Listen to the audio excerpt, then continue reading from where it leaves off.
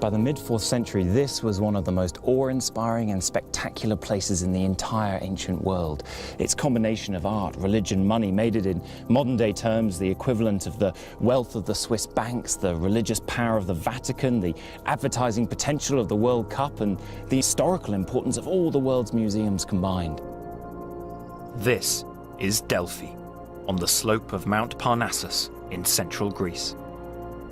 Home of the great oracle of Apollo, Delphi was the omphalos, the belly button, the center of the ancient world. According to ancient myth, Zeus sent 2 eagles from opposite ends of the earth. And this is where they met. It was several days' journey from the main cities of the ancient Greek world.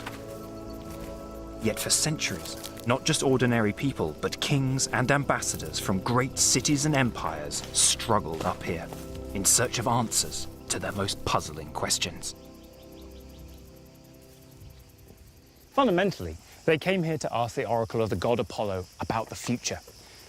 But however unwelcome, unhelpful, indeed awful those responses were, they kept coming.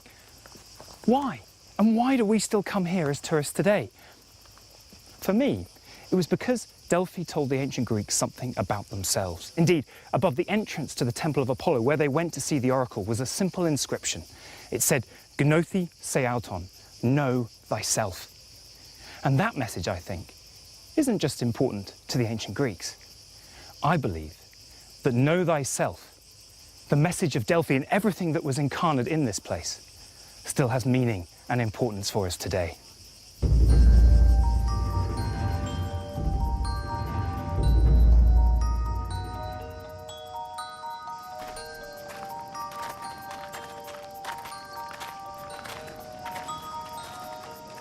What the tourists see here at Delphi has only been like this for just over a century. Before that, it was a lost world. Scholars knew that Delphi had been one of the most important sanctuaries in ancient Greece. But it was buried beneath earth, rocks, and centuries of legend.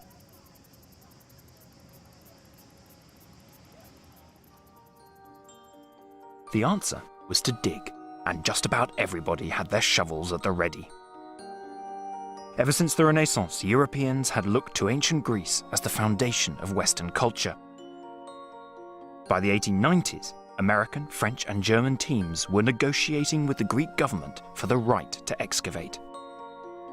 Eventually, in 1892, the French won the race. They sweetened the deal by lowering tariffs on imported Greek currants and olive oil. Ever since, they have led the search for ancient Delphi.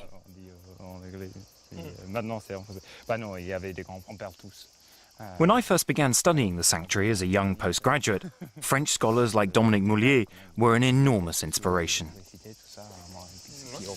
En fait, je crois que tout le monde pourrait avoir envie de fouiller Delphes, puisque c'était le centre du monde, puisque c'était le lieu où il y avait l'oracle le plus vrai, donc tout le monde pouvait avoir envie. Il y avait des moments où les autres pays, on a expressé un peu d'intérêt, les Américains, les Allemands. Oui, sur les dernières années en particulier, parce que c'est un processus qui dure longtemps, sur les dernières années, on voit des intérêts allemands qui se manifestent, on voit des intérêts américains, il y a même une sorte de grande fondation qui se crée pour réunir des fonds, pour essayer de lancer une expédition américaine sur Delphes. The first problem for the archaeologists was that there were people still living right on top of the ancient sanctuary. Il n'y a pas d'autre solution que d'exproprier les propriétaires, de les indemniser, de démolir le village, d'en construire un nouveau avant de pouvoir fouiller. Mais ce qui est sûr, c'est que les villageois étaient des malins ici. C'est-à-dire qu'au fur et à mesure qu'ils ont senti au XIXe siècle que ça grandissait, l'intérêt pour la fouille du sanctuaire, ils ont fait monter les prix. En 1892, et elle commence à un moment où les habitants n'ont pas encore été indemnisés. Et alors là, les habitants se révoltent. Il faut faire appel à la force armée pour rétablir l'ordre. Et on voit sur les photos des premières fouilles, on voit qu'il y a des gendarmes qui sont là, en armes, pour protéger les archéologues. Despite the difficulties, the sanctuary and its lost treasures gradually began to emerge from the soil. the legend became a real place with an iconic reputation. In ancient times, it had been a communal sanctuary, visited freely by people from all over the ancient world. Now, once again, people flocked to Delphi. It became a beacon for internationalism, just like the modern Olympic Games, which were founded at the same time in the 1890s. And in fact, Delphi still is a beacon for internationalism. Here's how ICOMOS, the UNESCO organization, described Delphi when they made it a World Heritage Site in 1986. This reaffirms that one of the enduring missions of Delphi is to bring together men and women who otherwise remain divided by material interests. But is that true? And if so, how and why did Delphi get such a reputation? The only way to answer that is to find out what was really going on at this site thousands of years ago.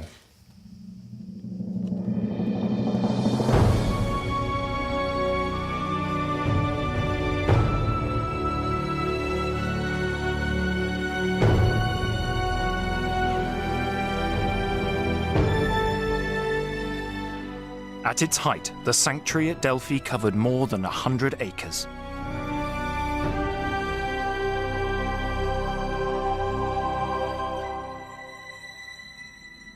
The temple itself was surrounded by hundreds of votive buildings, treasure houses, porticos, and statues, all of them built by grateful visitors.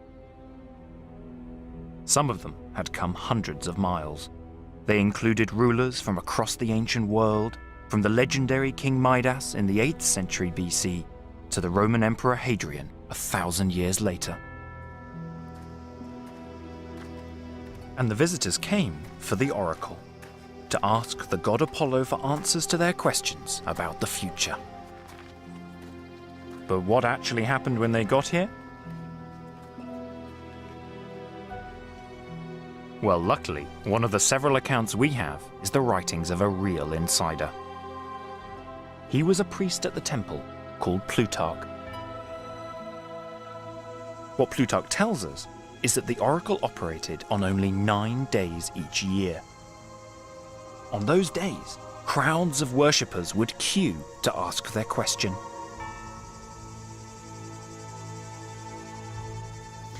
Now faced with the front of the Temple of Apollo and the inscription, "Know thyself," the consultant had to decide what their question would be. Some examples: King Croesus from Lydia in modern-day Turkey wanted to come and ask whether he should attack his next-door enemy empire. Or the Athenians, when they were faced with the Persian invasion, came here to ask, what should they do? But the thing is, we don't know exactly how the consultation took place. But if we get inside the temple, perhaps we can get a better idea.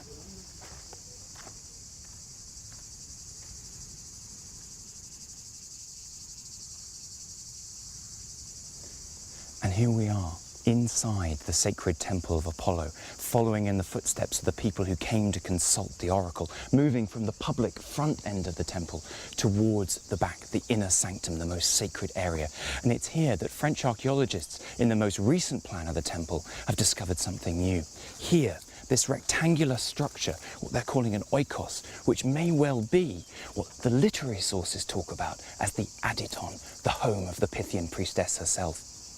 But the thing is, we still don't know for sure the mechanics of what actually happened in this space. What we do know is that the oracle was a woman. The priestess was said to sit on top of a tripod set over a chasm in the rock, from which vapors rose. She was reputed to breathe in the vapors and answer in a trance, as if inspired by Apollo. The priestess gave her answers to the applicant's question from within the trance, and once she had spoken, the applicants then had to try to understand what she had said.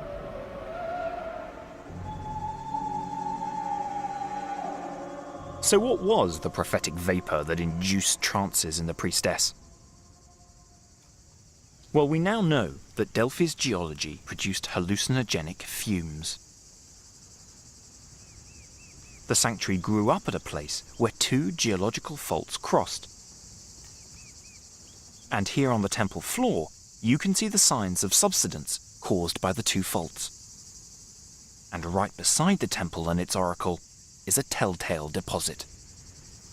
This is travertine, formed when water releases hydrocarbons, which it can only accumulate if it exists around a fault line. Another sign, another piece of evidence that the geological fault line runs right through the temple here at Delphi. Recent tests showed that one of those hydrocarbons is the gas ethylene, which is known to affect the working of the brain. That could explain the trance. But geology can only explain why the priestess was here in this exact position. It can't help us explain why Delphi became such a spectacular sanctuary and why it maintained its reputation in the ancient world for over 1,000 years. If we examine Greek religion itself, however, things become clearer.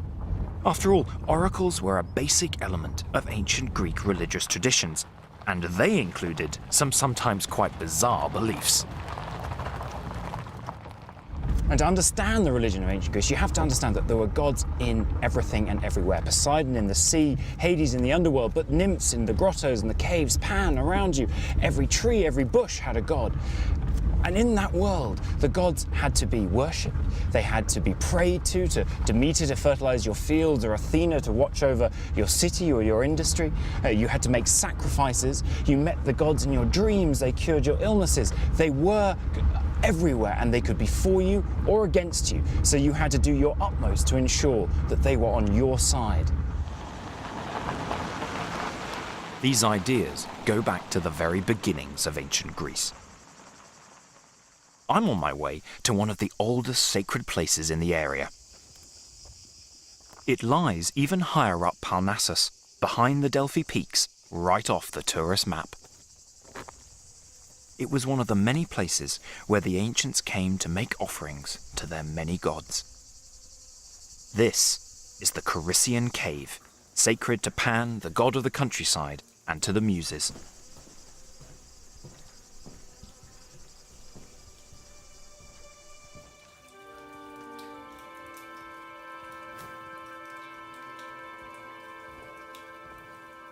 It was only in 1969, some 8 decades after Delphi began to be excavated, that scholars began to investigate this place properly. What they found was amazing. Some of the objects had been put here nearly 7,000 years ago, long before the oracle at Delphi began to develop.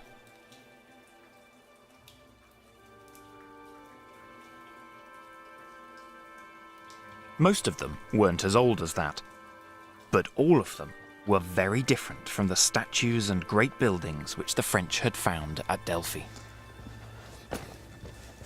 They found lots of things like this at the cave. Perfume jars, small oil flasks, things like necklaces and rings. They're all very low-key, very personal, and demonstrate the close and continuous relationship between the local Delphians and their visitors coming here to worship their local gods in this cave. Offerings in places like this were designed to keep the gods on side. But the excavators discovered the cave was more than just a place to make offerings. There was something else found here. In fact, 25,000 knuckle bones, animal knuckle bones. Now, knuckle bones in ancient Greece were used by kids as part of a game, and they may have been dedicated here at the cave as part of a ceremony that symbolized the transition between childhood and adulthood on the eve of marriage, for example. But about 20% of these knuckle bones were also inscribed with the names of gods, and some of them even started to look like dice. And in fact, we also found dice, ancient dice here in the cave. Now, this is interesting because dice are sometimes associated with a cheaper, easier oracle. So the cave was also used for divination, a simple kind of oracle. The aim was to lift the curtain between the natural world and the supernatural world of the gods. This cave was an arena for spiritual communication going back thousands and thousands of years. But down below, in the sanctuary of Apollo at Delphi, it it was just all on a very different scale. Here you had farmers, shepherds, local villagers coming to consult perhaps a dice oracle. Down below, you had tyrants, cities, emperors, kings coming to ask their questions, questions that would define the history of the ancient world.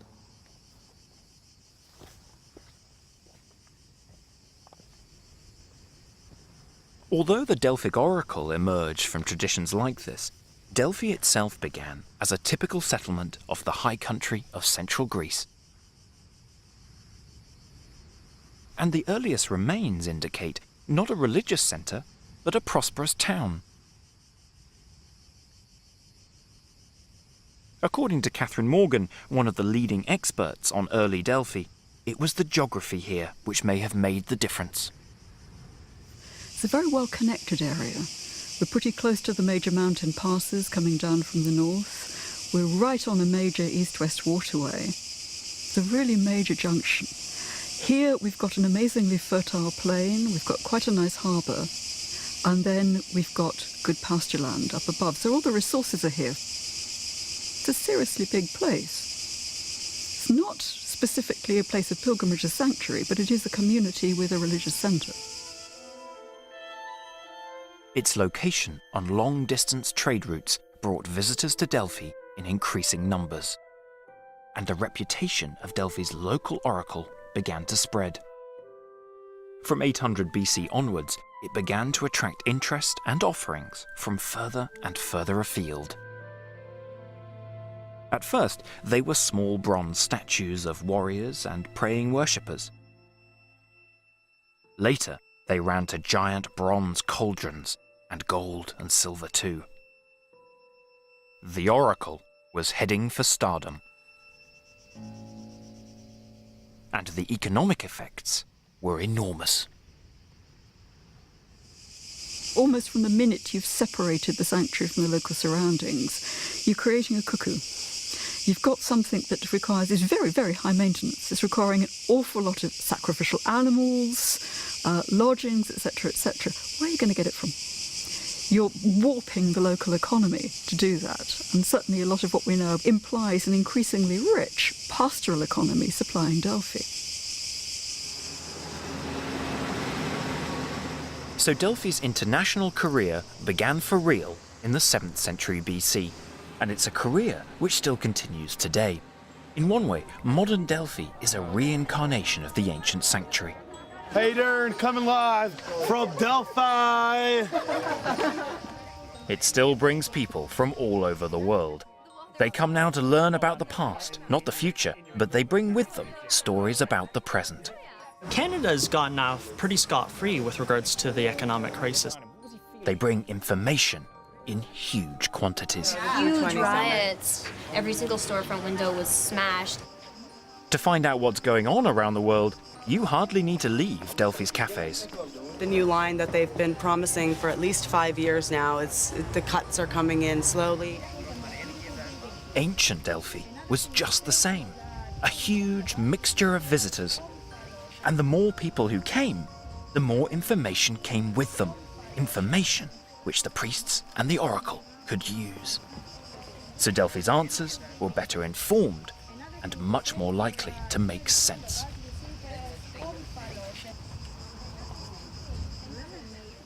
But the oracle's answers were also famous for their ambiguity. They were only a basis for interpretation. And to deal with that, you had to know yourself.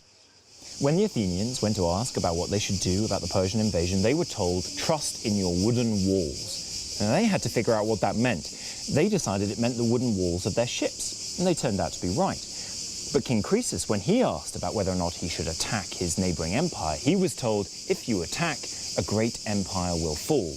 He interpreted that to mean his enemies. It turned out to be his own. He even complained to the oracle about the response he had got.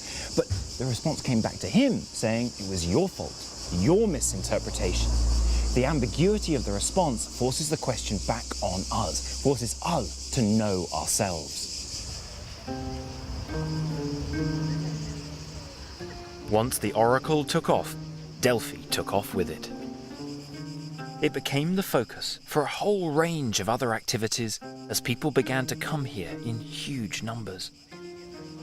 and it was all good business for a thriving city which surrounded the sanctuary. Imagine what this place must have been like at full capacity.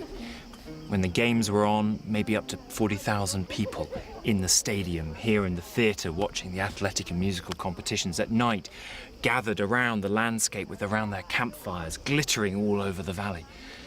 The animals that had to be brought here not just to sacrifice, but also to feed that many people. The noise, the smell, all the tourists coming in and out as Delphi became more and more famous. And in amongst that, the temple of Apollo, and perhaps the consultants waiting desperately for the next available day to see the oracle. All that crammed into one crag of the Parnassian mountains.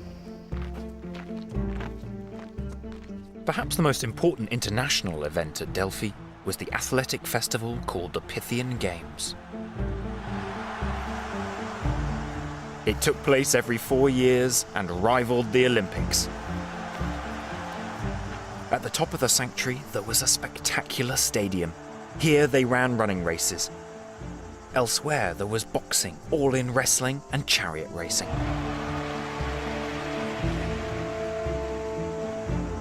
The athletes competed naked, and their struggles for victory attracted spectators from all over the Greek world. And the winners dedicated monuments to celebrate their victory. One of Delphi's most famous treasures is the charioteer. It was discovered in 3 separate pieces right at the beginning of the excavation. 6 feet high, it's one of the few Greek sculptures to survive in bronze, and the statue still preserves its original inlaid eyes, bits of the silver and copper headband, and even some silver teeth. The charioteer was a magnificent cry of triumph in honor of a tyrant from faraway Sicily. His horses had won the chariot race, and he wanted the world to know it. But the triumphant horses are missing, and all that is left to us is the clothed figure of the slave who drove them to victory. Athletics and religion may seem for us like uncomfortable bedfellows, but for the ancient Greeks it couldn't have been more natural. People came to sanctuaries to honour and worship the gods, and athletic and musical competitions were a great way of doing that. In fact, over here is one of the best examples of just how tight that relationship between religion and athletics was.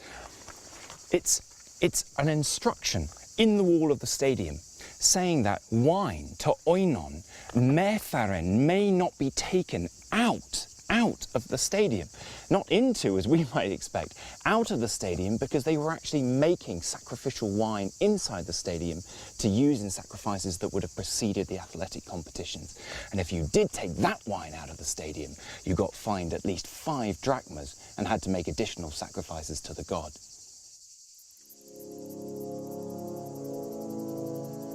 Competition in the stadium wasn't the only kind going on at Delphi.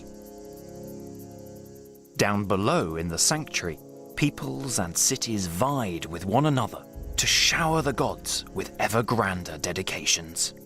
They turned the whole place into an echo chamber of competing voices coming live from Delphi, a giant information exchange.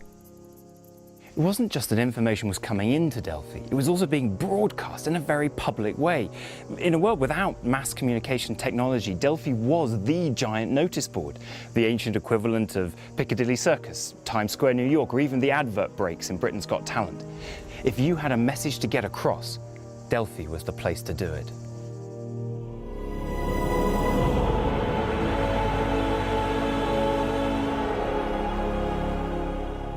That message could be carried in many ways, through elegant sculpture or expensive buildings or precious vases. But more simply, it could also be done through a text. Everywhere there are inscriptions on the buildings. So far, scholars have counted more than 3,000 individual texts, some of them running to hundreds of words. Literally, Delphi was the Greek world's notice board. And these dedications, in all their forms, came from individuals and cities near and far. dedications arrived from cities more than 1,000 miles away, like the Greek colony at Marseille in France. They came from all kinds of places and all kinds of people. Plutarch, in his descriptions of his travels and visits to the sanctuary, talks about one evening when he was walking with friends and they came across the dedication of a certain Rhodopis from the city of Naucratis in Egypt. Now, Rhodopis was a prostitute, a courtesan, and she'd made so much money that she had dedicated piles of iron spits in the sanctuary, along with an inscription saying just how she'd earned it. Plutarch's friends were indignant.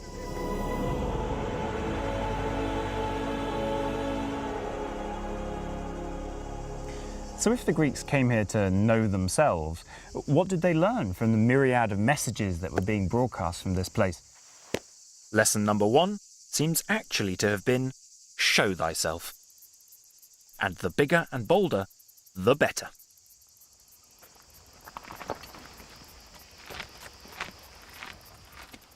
In around 550 BC, the people of the tiny island of Sifnos discovered gold and silver mines on their island. In thanksgiving, they built themselves a treasure house to hold their offerings to Apollo at Delphi. It was packed with gold, silver, and other rich gifts. Even in the context of this opulent sanctuary, it was a spectacular building. But today, there's almost nothing left to see. So even though I'm no artist, I find it helps to try to draw what was once there to get some idea of its magnificence. What you can see here today is just the foundations. It was on top of those that they placed the Siphnian marble brought all the way from their home island. This was in fact the first building at Delphi to be made entirely of marble. And on top of the Siphnian marble walls, sculpture in marble. And they didn't stint there either with the decoration. They commissioned some of Greece's finest sculptors to adorn their treasury, and they put the most spectacular scene on the wall facing the path up to the temple where everyone could see it. It depicted the great Greek myth about the war between the gods and the giants, carved with incredible depth and skill to make the figures leap out at the viewer, the ancient equivalent of the 3D movies. In front, the portico was supported by 2 enormous caryatid columns. And unlike what we see today, all the sculpture was brightly painted and inlaid with precious metals to make the details of the sculpture stand out. And if that seems flashy, well, that's exactly what it was meant to be. Over time, this kind of thing gave Delphi a collection of sculpture almost unparalleled in the ancient world. But we also have to remember this. For the Greeks, statues were not just stone. They were potentially animate. They lived, they breathed, they responded.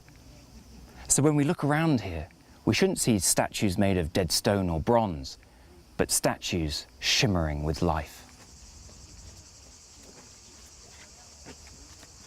The Siphnian treasury marks the cusp of the classical age of ancient Greece, an age of which Delphi was going to be the beating heart. But it was more than that. Delphi was the historical logbook of the age. As every key moment in history was represented here in bronze, gold, marble, so that history began to accumulate a power of its own. And when the Greeks came here to ask the oracle who they were, as the oracle demanded, Delphi itself provided a kind of answer, an answer that was growing all the time. At this time, the answer seemed to be that they were winners. The sanctuary became a kind of trophy chest of Greek victories in war, and in particular, their victories in the epic struggle against the Persians. The initial Athenian victory at Marathon in 490 BC, and the clinching victories at Salamis in 480 BC, and Plataea the following year. In celebrating these victories, they created an ideal, that of Greek unity. And it was first celebrated where else but right here at the Omphalos at Delphi. I worked beside Anne Jacquemin when I first began to study the sanctuary. Now she and her colleagues have made an extraordinary discovery, which has finally confirmed the importance of Delphi as a unifying space. It concerns the inscription on the base of the giant statue of Apollo, which the cities who fought at Salamis put up outside the temple. Qu'il s'agissait d'une statue de grande taille, puisqu'on a les traces ici de 2 pieds, et vous avez la mortaise qui montre qu'on a une statue de grande taille. Ces pieds avaient 90 cm de long, ce qui nous fait une statue d'environ 6 mètres de haut. Unfortunately, the statue's dedicating inscription is damaged. The first word identifying the dedicator is missing. La ligne, la première ligne, qui est en fait la ligne la plus importante pour nous, on lit topolonie, c'est-à-dire à Apollon, et ensuite anéthène, on consacré. Il faut donc trouver dans la lacune le nom. Until this time, almost all dedications had been by individual people or cities. But here we know that the last word, anéthène, is in the plural, and the physical alignment of the letters cuts down the possibilities. Combien de lettres doit être? Oui, parce que à cause de l'alignement des lignes, oui, on sait qu'on faut chercher quelque chose qui fait 8 lettres. Or, si c'est l'Apollon de Salamine, il s'agit d'une offrande collective, c'est-à-dire hélanès, pour employer le dialecte en usage ici, et avec ce qui fait qu'on a effectivement les 8 lettres que l'on cherchait. Et ça veut dire quoi? Si le nom des dédicants est hélanaise, sur cette statue, à ce point-ci dans l'histoire du sanctuaire, ça veut dire quoi pour l'idée de l'unité communauté grecque? Alors, c'est la première fois qu'on voit une dédicace au nom des Grecs, c'est-à-dire l'expression d'une unité grecque. Donc, c'est un moment très important de l'histoire grecque. So the Salamis monument was saying something completely new, that there was a community who thought of themselves as Greeks, and it was not only united, but victorious. This is exactly the kind of unifying message that so excited the original excavators and indeed still excites UNESCO and other international bodies today. The idea that Greece in the ancient world was one nation, one country, one idea. And it is an amazing idea. Greece in the ancient world, most Greek cities spent all their time at each other's throats, not in unity. And this statue became a crucial marker in the sanctuary as a result. It was known as Megale Andras, the big man.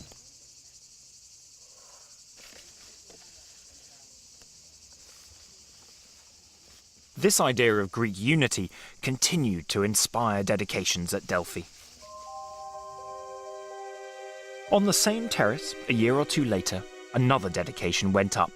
It became the most famous of all Delphi's monuments. It celebrated the victory against the Persians at Plataea.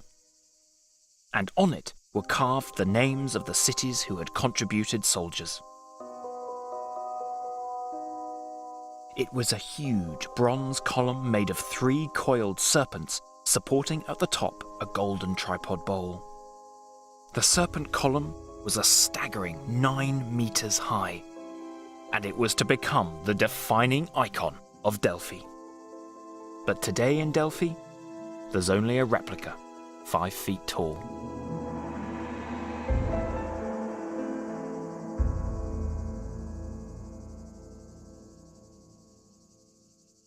The victory at Plataea was an amazing moment. Individual little cities of Greece had managed to defeat the greatest empire in the Mediterranean. And from that point, Greek unity would be sung as an ideal by the poets, praised by the philosophers, aimed at by the politicians. But it was always an ideal at risk from the traditional rivalries that made Greece what it was. Rivalries on display here in the sanctuary.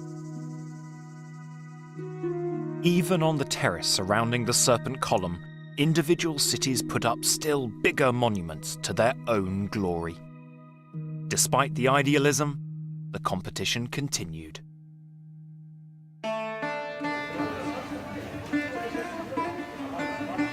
In that competition, one city took the lead, Athens, which ruled the roost for 4 decades, from 480 BC to 440 BC.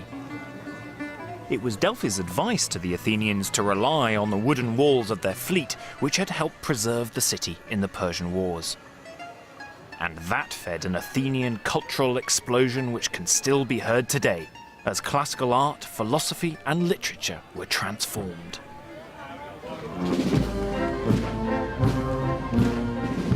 Modern Greece has always looked back at that time as a golden age. Even today, there is a nod to the Delphian way of doing things.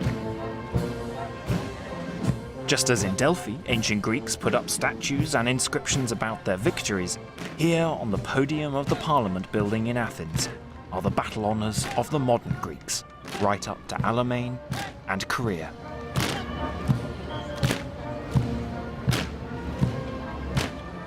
It's no surprise that the modern-day capital of Greece is Athens. From the balmy days after the Persian Wars, it was the city of Athens that benefited most. They had their fleet, they took the fight to the enemy, and then they created an empire that spanned much of the ancient Greek world.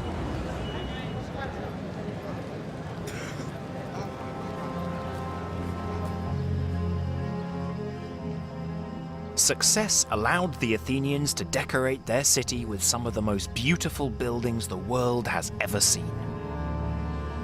And to fund a political system whose ideals we still live by today and even fight wars over more than 2,500 years later.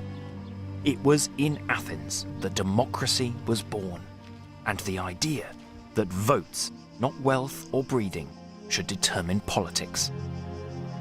Not far from the city centre, you can climb a hill where it all happened, where the state assembly met, composed of the whole voting population.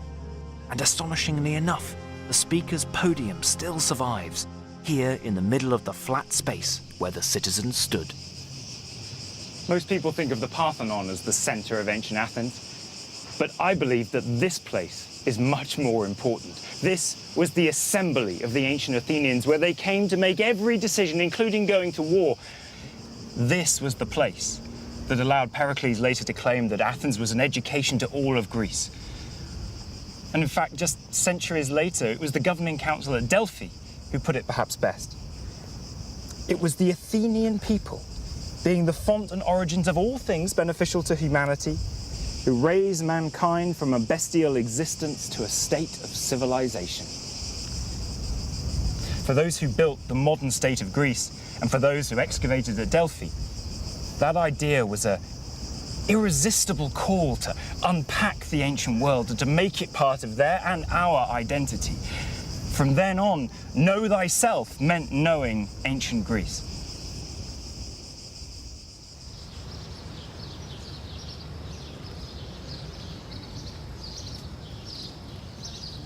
Amazingly, we do know an enormous amount about that democracy. We can actually see it in action.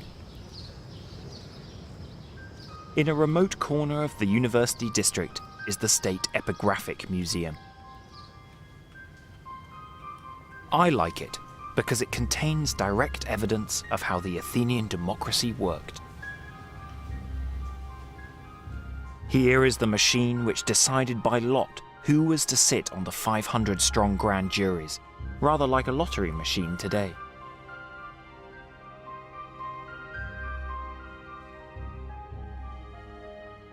Here is a list of those, rich and poor, who died in battle for the democracy. It even names individuals, Nicostratos and Philokomos, who were killed near the Black Sea. Here are pottery sherds, which bear the names of Athens' most famous politicians, Themistocles and Pericles. But here too is an 8-foot-high list of the cities who had to pay up as members of the Athenian Empire. It's evidence of how the unity of Greece proclaimed at Delphi was beginning to turn into domination by one city.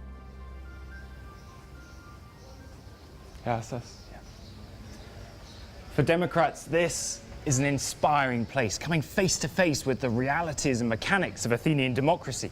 But we shouldn't get too carried away about Athenian democracy. For one, it excluded women, foreigners and slaves. And secondly, it was the Athenian democracy that ran the oppressive Athenian Empire, which some cities saw not as the bringer of freedom, but of tyranny. From the Persian Wars onwards, Athens festooned the sanctuary at Delphi with monuments in order to hammer home their dominance over Greece. It began with a new treasury to celebrate their victory at Marathon. On it, an Athenian hero, Theseus, slayer of the Minotaur, got equal billing with Heracles, hero to all of Greece. The message of the treasury was, for Greece, read Athens.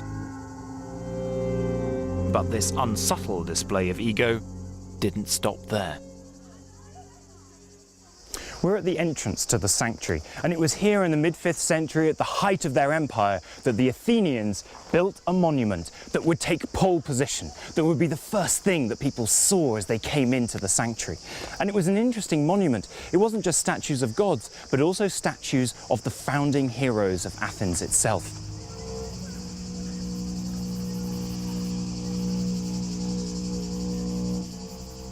All these monuments were saying, we dominate the sanctuary, just as we dominate Greece. The ancient Greeks had a word for this kind of arrogance. We still use it today, hubris.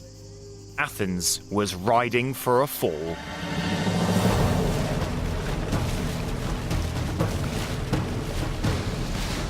The Athenian expansion was underpinned by the Athenian fleet.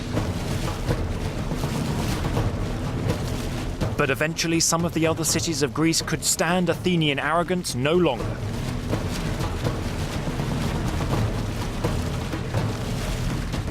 One of them was Sparta, which had been supreme on land for most of the century. War broke out. It was a titanic struggle. Battles were fought right across the Mediterranean, from Sicily to the Black Sea, and it changed the Greek world, and Delphi too, forever.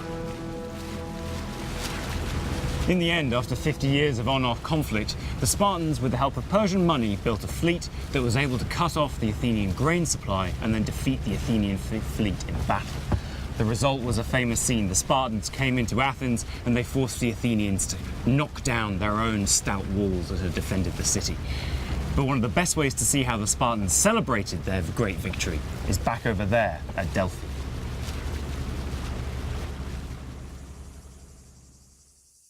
Now, for the first time, the Spartans began to build at Delphi, and they deliberately targeted the monuments Athens had built.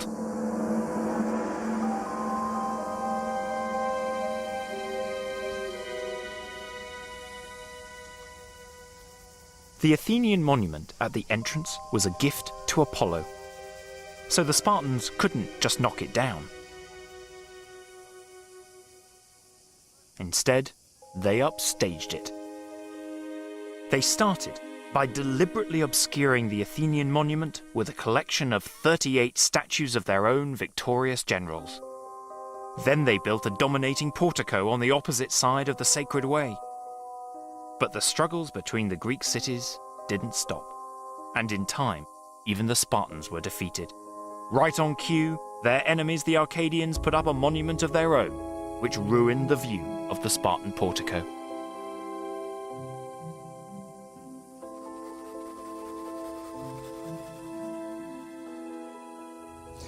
It's not just that these real-life wars were represented by the monuments here. These monuments lived those battles themselves. Remember I said that for the Greeks, statues weren't just pieces of stone, they shimmered with life. And in the later writers, we hear stories of these statues actually dying when their real-life dedicators died in battle. So when the Spartan power finally faded and their general Lysander was finally killed, his statue was said to have crumbled.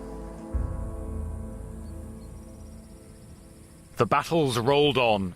The cities of Greece were in near-permanent conflict for 100 years, and at every stage, they put up monuments at Delphi to celebrate the struggle.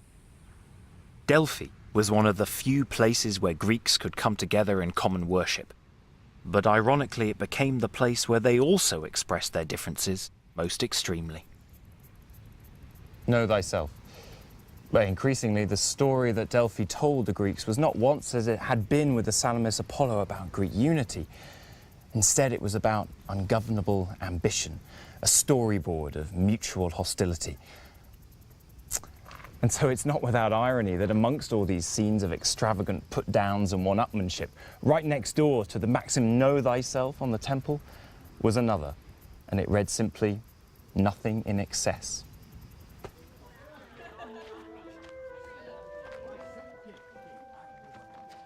Over time, this competition of excessive display and monument building created something very special.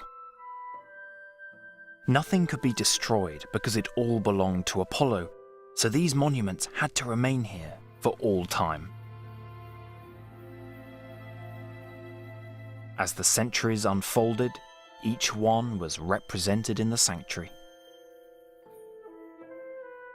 So walking through Delphi is like walking through the story of ancient Greece, the story of one of the most important periods in human history, told in the form of some of its most spectacular artistic creations.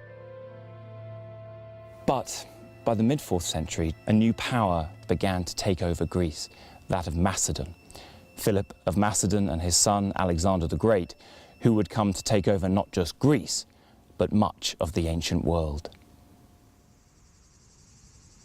In Greece itself, politics was transformed. These Macedonian Greek kings and their successors imposed order and peace on the squabbling Greek cities. The age of competition was over. So they came here to Delphi to go live and declare their power directly to the people. For Delphi, that was business as usual. What's more, in the sanctuary we find a new and revealing practice. Beneath the temple terrace stands a retaining wall of polygonal masonry, and there people came to write still more messages. But this time, the messages had legal force. They were contracts confirming the freedom of individual slaves. Dominique Moulier has been studying them for decades. Or, le mur polygonal n'appartient à personne. Donc, c'est un lieu neutre. Donc, on peut graver des textes privés comme cela. Et pour le rendre incontestable, pour lui donner sa publicité, eh bien, on vient le graver sur le mur. The process was this. These slaves had managed to buy their freedom, but because they had no legal rights until they were free, the owners gave them to the god in order to make them free. And that's what the contracts describe. Elle est ma favorite d'abord parce que, d'un point de vue esthétique, c'est une des plus belles. Donc on a un affranchissement par consécration, mais qui vient en quelque sorte à la fin d'un testament qui est celui de cet 𝐾𝐥𝐻𝐢 qui a choisi de venir visiblement s'installer à Delphes et mourir à Delphes. Arrête, j'en fais volontiers l'aveu, moi je pense toujours à cet esclave ou à ces esclaves qui sont libérés et qui devaient être fiers finalement d'avoir leur nom et d'avoir leur contrat marquant ce nouveau statut qui est le leur inscrit. En même temps, mais il faut bien se pénétrer de l'idée que l'affranchissement, c'est le meilleur moteur de l'esclavage.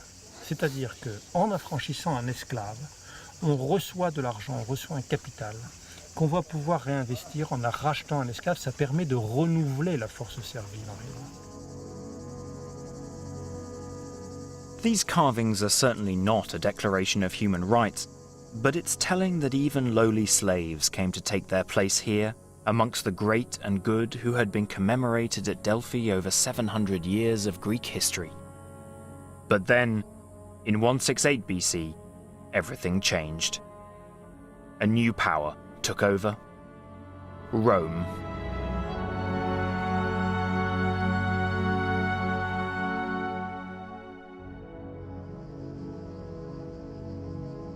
For Greeks, the Roman conquest meant the end of their independence. But Greece's prestige meant that Roman leaders still found it useful to emphasize their power at Delphi with a series of magnificent monuments.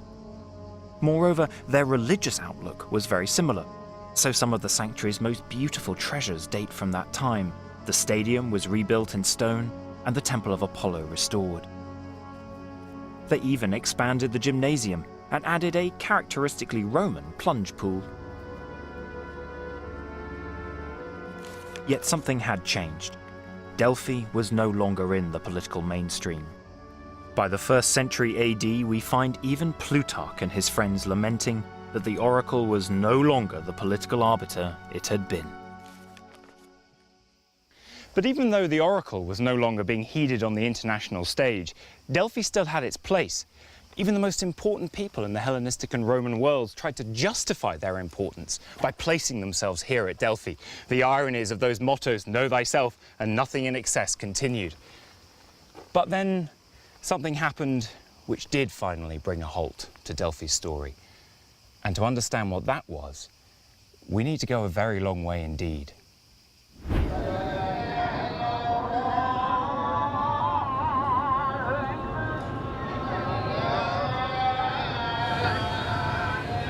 In the 4th century AD, the Roman Emperor Constantine converted to Christianity. He founded a new capital for the empire.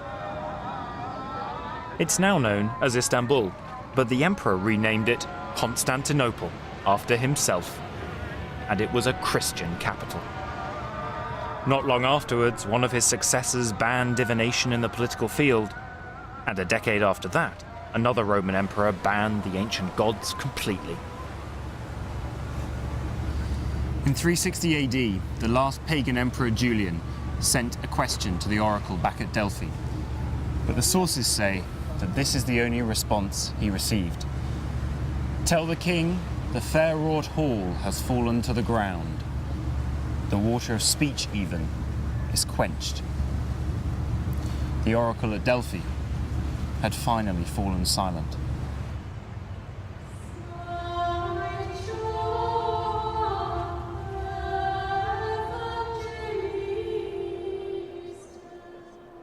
Now a museum, once a mosque, this building began life as the great church of Hagia Sophia.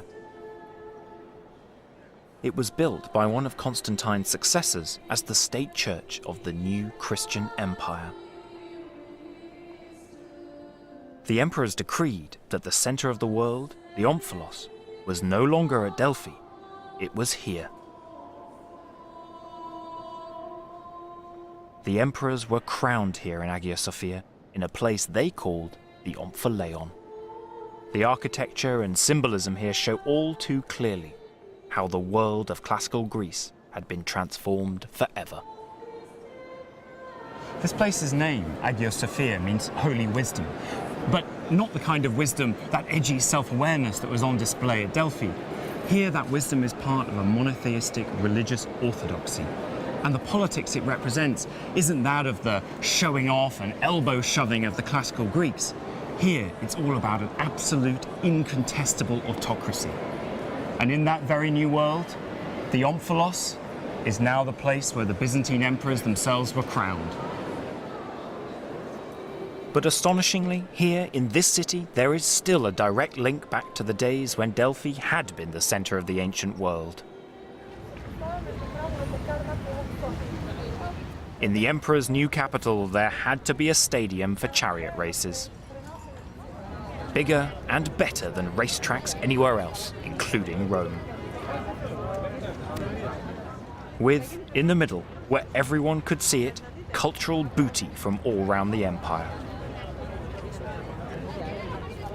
And from Delphi they brought perhaps the most potent symbol of all, the serpent column, symbol of Greek unity and of Greece's heroic past. And here it is, battered and broken, imprisoned, overshadowed by the obelisks on either side, forgotten. The serpent column of Plataea from the 5th century BC that stood opposite the temple of Apollo at Delphi. And the names still just barely legible on the coils of those cities and states who came together to fight against the Persian invasion of Greece. You know, I often wonder that if the bronze and stones of the ancient world could talk, what would they say to us? And this creature would have a lot of stories to tell. Not just the 800 years or so it spent at Delphi, but its history after that.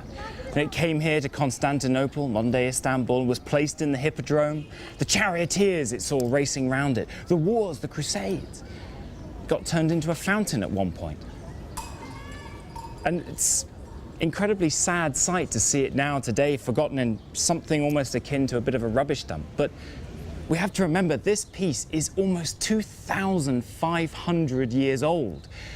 And for me, that makes it a miracle that it's here at all.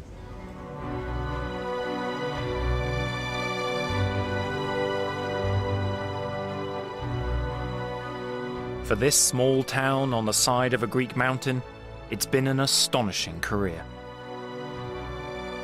Delphi has been a local shrine and an arbiter of international events, a focus of national unity and an arena for intense political rivalry. And its messages, know thyself and nothing in excess, still reverberate. Dans des périodes de folie, on peut dire, hein, de déchaînement autour de l'argent, etc., on peut dire que ce Médène Hagan, on pourrait le remettre en valeur. C'est une leçon d'humilité. On peut méditer à savoir que même des lieux qui sont considérés comme le centre du monde peuvent tomber dans l'oubli et sortir de la mémoire des hommes. For me, the message is actually think about yourselves in relation to others and understand yourselves in relation to others. Delphi is referred to in the ancient world often as a theatron, their word for spectacle, our word for theatre, a place where people came to watch, but also to be seen, to discuss, to debate, to think about themselves and about the world around them. And Delphi is still doing that for us today. It's broadcasting many different messages to many different people. But for me, it's about that double-edgedness that Delphi has, that ambiguity and yet clarity, that unity and yet rivalry, the constant reinvention of what Delphi is that forces the question and the reflection back on us and makes us think about ourselves, our limitations, and ultimately about our own humanity.